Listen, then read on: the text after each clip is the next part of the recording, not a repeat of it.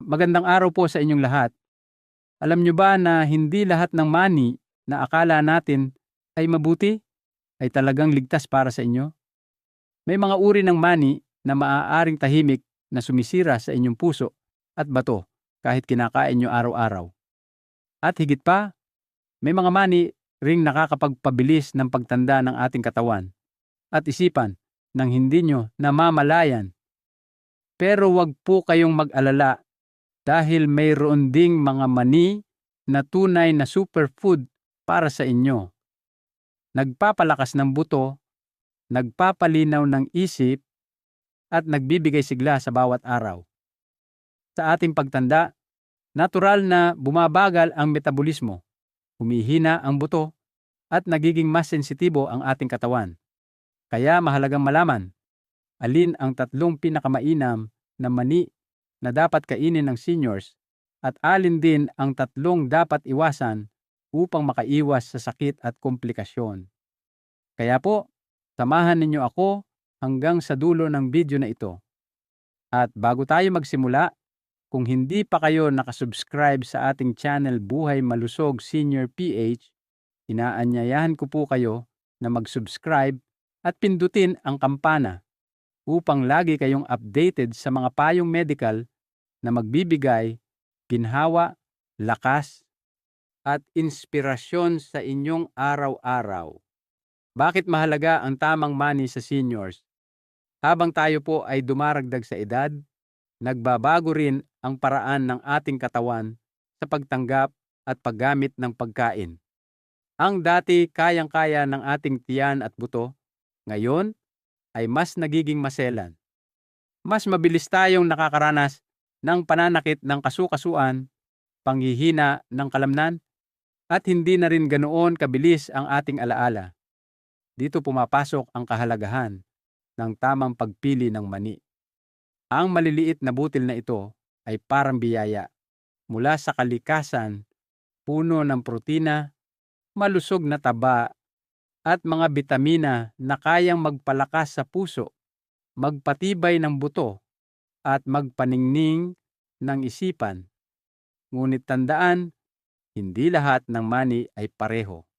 Mayroong nakabubuti at mayroon ding maaaring magdulot ng dagdag na pasanin. Kapag natutunan natin kung alin ang ligtas at kapaki-pakinabang, mas nagiging simple ang pag-aalaga sa sarili upang manatiling masigla, matatag, at malusog sa kabila ng ating edad. Bungawan, walnuts. Mga mahal kong lolo't lola, isa sa pinakamahalagang mani na maaari ninyong isama sa inyong araw-araw na pagkain ay ang walnuts. Tinaguri ang pagkain para sa utak. Ang walnuts ay puno ng omega-3 fatty acids na nakatutulong sa pagpapanatili ng malinaw na pag-iisip, pagpigil sa pamamaga, at pagbibigay proteksyon laban sa paghina ng memorya at demensya. Hindi lamang sa utak nakatutulong ang walnuts. Mayroon din itong antioxidants na lumalaban sa pinsalang dulot ng pagtanda at stress, kaya't napapabuti rin ang kalusugan ng puso at ugat. Para sa mga senior na may problema sa kolesterol, napatunayan na nakababa ito ng bad cholesterol at nakapagpapabuti ng sirkulasyon. Isipin natin si Mang Jose, 74 taong gulang na dating guro. Madalas niyang makalimutan ang mga pangalan at nawawala ang kanyang salamin. Pinayuhan siya ng doktor na kumain ng isang dakot ng walnuts tuwing umaga. Makalipas ang ilang buwan, napansin ng kanyang pamilya na mas aktibo siya sa usapan at mas malinaw ang kanyang alaala. Ang sikreto, katamtamang bahagi lamang. Isang maliit na dakot kada araw ay sapat na upang makuha ang lahat ng benepisyo nang hindi nasusobrahan sa calories. Maaari ninyo itong ihalo sa salad, oatmeal, o kainin bilang merienda. Kung nais ninyong alagaan ang inyong puso at utak habang pinapabagal ang proseso ng pagtanda, ang walnuts ay isa sa pinakamainam na kasama sa inyong pang-araw-araw na mesa. Bunga 2, almonds. Kung may isang mani na tunay na tinaguriang powerhouse ng kalusugan, iyon ay ang almonds. Maliit man ang anyo, siksik naman ito sa sustansya na mahalaga para sa mga senior. Ang almonds ay mayaman sa vitamin E, isang makapangyarihang antioxidant na tumutulong protektahan ang balat laban sa pagkatuyo, pamumula, at mabilis na pagtanda. Kaya't para sa maraming lolo't lola, ang regular na pagkain ng almonds ay parang natural na pampakinis at panlaban sa kulubot. Hindi lamang balat ang natutulungan. Ang almonds ay mayaman din sa magnesium at calcium na tumutulong magpatibay ng buto. Sa ating pagtanda, lumalabo ang densidad ng buto at tumataas ang panganib ng osteoporosis. Ang pagkain ng isang maliit na dakot ng almonds araw-araw ay makakatulong na panatilihing malakas at matatag ang mga buto kahit lampas edad 60. Isipin natin si Aling Maria, isang 68 taong gulang na retiradong nurse. Nakaramdam siya ng panghihina ng buto at pagkatuyo ng balat. Sa payo ng doktor, nagsimula siyang kumain ng almonds bilang merienda.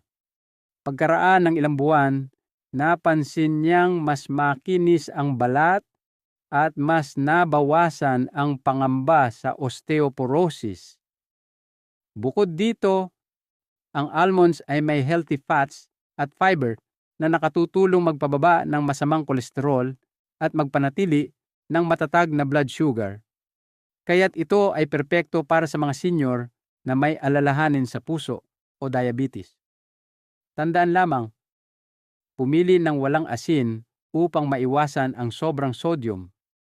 Kung nais ninyong mapanatiling bata ang balat, matibay ang buto, at malusog ang puso, ang almonds ay isa sa pinakamagandang kasama sa inyong pang-araw-araw na pagkain.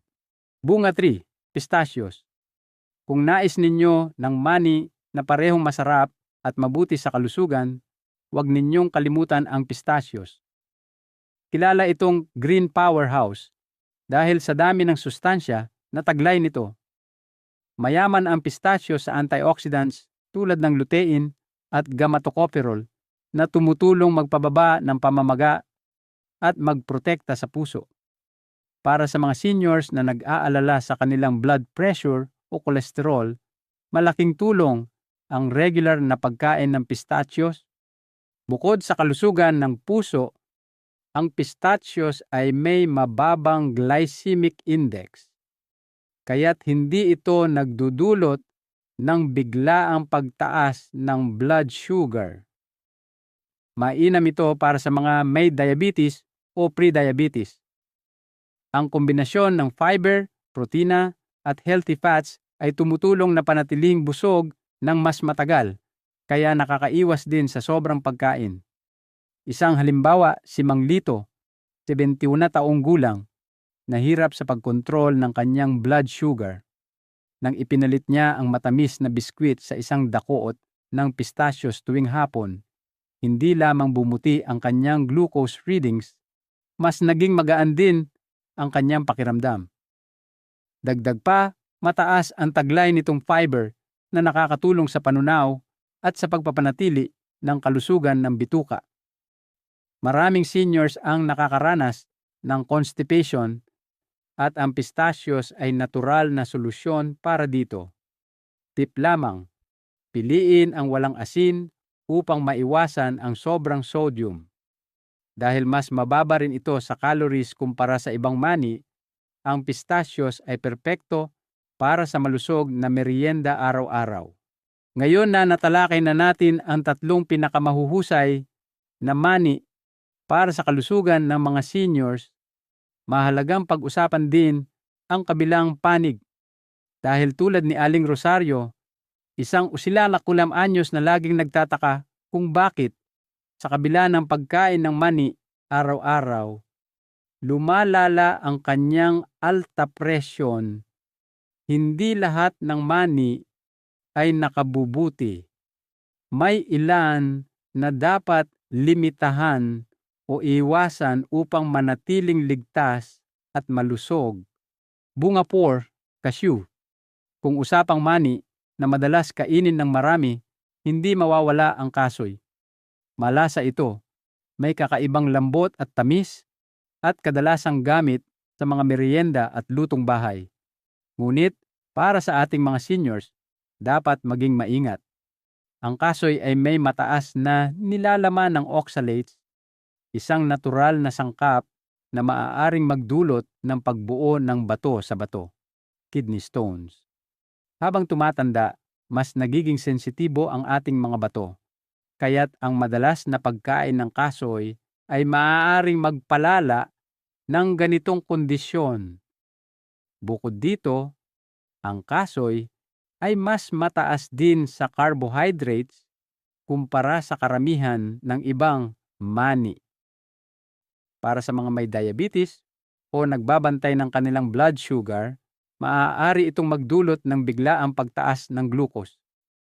At dahil ito'y siksik sa calories, madaling makakain ng sobra nang hindi namamalayan, na hahantong sa pagdagdag ng timbang at dagdag na pressure sa mga kasukasuan. Isipin natin si Mang Ernesto, 70 taong gulang na dating karpintero. Mahilig siyang kumain ng kasoy dahil sa malambot nitong lasa. Ngunit, nagsimula siyang makaranas ng pananakit sa tagiliran at pagbigat ng pakiramdam. Nang kumonsulta siya, ipinaliwanag ng doktor na maaaring may kinalaman ang oxalates ng kasoy sa kanyang problema sa bato. Pinayuhan siyang bawasan ito at palitan ng almonds at walnuts. Makalipas ang ilang linggo, bumuti ang kanyang kalagayan. Kaya't para sa mga seniors, ang kasoy ay dapat kainin niyo ng may matinding moderation o iwasan kung may kasaysayan ng sakit sa bato at problema sa asukal. Bunga 5, macadamia. Isa pang mani na madalas ituring na espesyal ay ang macadamia nuts. Kilala ito sa malinamnam at malamantikilyang lasa, kaya't paboritong isama sa mga baked goods at panghimagas. Ngunit para sa mga seniors, hindi ito laging magandang pagpipilian. Ang macadamia ay kilala sa napakataas na taba. Mahigit 70% ng calories nito ay galing lamang sa fat. Bagamat healthy fats ang ilan dito, kulang naman ito sa protina at fiber na kailangan upang maging balanse. Dahil dito, madaling makakain ng sobra at magdagdag ng timbang ng hindi namamalayan. Para sa mga seniors na nagsisikap kontrolin ang timbang o mataas ang kolesterol, maaaring hindi angkop ang madalas na pagkain ng macadamia. Bukod pa rito, kakaunti ang taglay nitong omega-3 fatty acids kumpara sa walnuts at wala ring sapat na antioxidants tulad ng sa almonds. Kaya't hindi nito na ibibigay ang parehong benepisyo sa puso at utak gaya ng ibang mani. Isipin natin si Aling Benita, 97 taong gulang na retiradong guro. Nasanay siyang kumain ng macadamia bilang panghimagas tuwing merienda. Ngunit sa paglipas ng mga buwan, napansin niyang tumataas ang kanyang timbang at mas mabilis siyang mapagod. Nang kumonsulta siya, ipinaliwanag ng doktor na ang macadamia, bagamat masarap, ay siksik sa calories at kulang sa sustansyang magtatagal ng busog. Para manatiling malusog, mainam na limitahan ang macadamia at piliin ang mas balanseng mani tulad ng pistachios, almonds, o walnuts. Bunga 6, flavored, sweetened, salted nuts. Hindi lahat ng mani na nakikita natin sa supermarket ay tunay na nakabubuti. Ang mga mani na may lasa, pinatamis, o sobrang maalat ay madalas na puno ng mga sangkap na maaaring makasama sa kalusugan ng seniors. Karaniwan, ang mga ito ay dinagdagan ng asukal, artipisyal na pampalasa, at asin upang maging mas malasa at kaakit-akit. Ngunit ang kapalit ay seryosong panganib sa kalusugan. Ang sobrang asukal sa honey roasted peanuts o chocolate-coated almonds ay maaaring magpataas ng blood sugar at magdulot ng insulin resistance, isang malaking banta sa mga may diabetes o pre-diabetes. Samantala, ang labis na asin sa barbecue-flavored o salted nuts ay maaaring magpataas ng blood pressure at magdulot ng fluid retention na nakakapinsala sa puso at bato. Isang halimbawa si Mang Ricardo, 72 taong gulang, na nagpalit mula sa potato chips tungo sa flavored nuts. Inakala niya mas malusog ito, ngunit kalaunan ay tumaas ang kanyang presyo ng dugo. Nang suriin, napagtanto niyang ang mga mani na kinakain niya ay siksik sa sodium at asukal. Nang lumipat siya sa plain at unsalted nuts, pumuti ang kanyang pakiramdam at mas naging kontrolado ang kanyang blood pressure. Kaya't tandaan, kung nais ninyong kumain ng mani, piliin ang hilaw o bahagyang inihaw na walang asin o asukal. Maaari rin kayong mag-ihaw sa bahay at gumamit ng pampalasa tulad ng cinnamon o turmeric para sa ligtas na lasa. Mga mahal kong lolo't lola, tandaan po natin na sa pagkain ng mani, ang tamang sukat at paraan ng paghahanda ang susi. Hindi kailangang marami. Isang maliit na dakot o humigit kumulang 20 na gramo bawat araw ay sapat na upang makuha ang lahat ng benepisyo. Huwag sobra para maiwasan ang dagdag calories at bigat sa katawan. Mas mainam din na pumili ng hilaw o bahagyang inihaw na walang asin at walang asukal kaysa sa mga processed o flavored na bersyon. Maaari ninyo ring ihalo ang mani sa salad, oatmeal, o simpleng kainin bilang merienda. Kung nais ng kaunting lasa, maaari kayong mag-ihaw sa bahay at gumamit ng pampalasa na mabuti sa puso tulad ng cinnamon, turmeric, o konting natural na herbs. Sa ganitong paraan, kayo ang may kontrol sa inyong kinakain. Malusog, ligtas, at nakabubuti sa inyong katawan. Mga kaibigan, bago tayo magtuloy sa pangwakas na bahagi, balikan natin ang ilang mga kwento ng ating mga kababayan. Si Mang Jose, isang 70 anyos na guro, ay muling naging mas malinaw ang pag-iisip matapos isama ang walnuts sa kanyang almusal. Si Aling Maria, 68 anyos na nurse, ay nakaranas ng mas malusog na balat at mas matibay na buto nang gawing merienda ang almonds. Si Mang Lito, 71 anyos, ay nakontrol ang kanyang blood sugar sa pamamagitan ng pagpapalit ng matatamis na pagkain tungo sa pistachios. Samantala, may mga aral din mula sa kabilang panig. Si Mang Ernesto, 70 anyos na dating karpintero, ay nagkaroon ng pananakit sa bato dahil sa kasoy at gumaan ang pakiramdam nang lumipat sa walnuts at almonds. Si Aling Benita, 67 anyos na guro, ay nakaranas ng biglang pagdagdag ng timbang mula sa macadamia at natutong limitahan ito. At si Mang Ricardo, 52 anyos, ay nakakita ng pagtaas ng presyo ng dugo mula sa flavored nuts at bumuti lamang nang bumalik sa plain at unsalted na uri.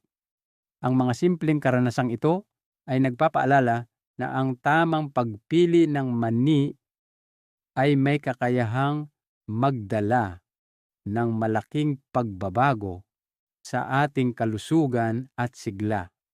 Mga minamahal kong lolo't lola, nakita natin na ang mani ay maaaring maging tunay na biyaya, ngunit maaari ring magdala ng panganib kung mali ang pagpili. Ang walnuts, almonds, at pistachios ay nagbibigay ng lakas sa utak, puso, buto, at panunaw. Samantala, ang kasoy, macadamia, at flavored o salted nuts ay nagdadala ng dagdag na pasanin sa ating katawan, lalo na sa bato, timbang, at blood pressure. Ang pinakamahalagang aral ay simple: pumili ng tama at kumain ng may moderation. Ang isang maliit na dakot bawat araw ay sapat na upang maramdaman ang kabutihan ng hindi nasosobrahan. Ang pagkain ay hindi lamang para mabusog, ito'y paraan ng pag-aalaga sa sarili at pagpapalawig ng buhay. Sa wastong kaalaman at tamang disiplina, maaari nating mapanatili ang sigla, kalakasan, at kalinawan ng isipan, anumang edad man tayo. Mga mahal kong kaibigan, kung natutunan ninyo ang kahalagahan ng tamang pagpili ng money, huwag kalimutang mag-like, mag-subscribe, at i-share ang video na ito upang mas marami pa tayong matulungan. Ibahagi sa komento kung alin sa mga money ang paborito ninyo at kung anong pagbabago ang napansin ninyo sa inyong kalusugan. Ang inyong mga kwento ay inspirasyon para sa ating lahat.